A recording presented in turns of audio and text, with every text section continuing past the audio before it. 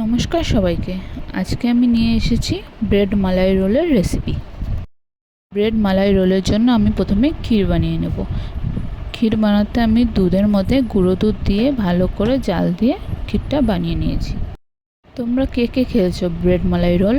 আমি তো এবার প্রথম ট্রাই করলাম, কিন্তু খেতে বেশ ভালোই লাগলো। ক্ষীর তৈরি হয়ে গেছে, এখন আমি ক্ষীরটাকে নামিয়ে রেখে দেবো।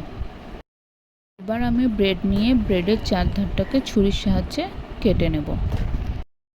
এখন ওই ব্রেডটাকে বেলুন দিয়ে একটু বেলে চ্যাপ্টা করে নিয়ে এক সাইডে ক্ষীরের পুরটি দিয়ে ভালো করে আস্তে আস্তে হালকা হাতে রোল করে নেব।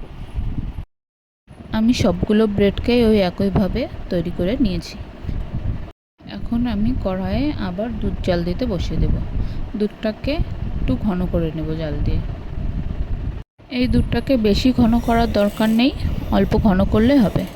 আমি দুধের মধ্যে ফ্লেভারের জন্য 2-3টে এলাচ দিয়ে দিলাম, আপনারা চাইলে এলাচ গুঁড়োও দিতে পারেন।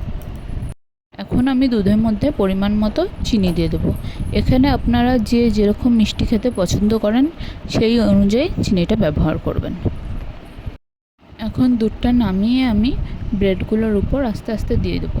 এমনভাবে দিতে হবে যাতে সবগুলো ব্রেডের মধ্যেই দুধটা ঢুকে।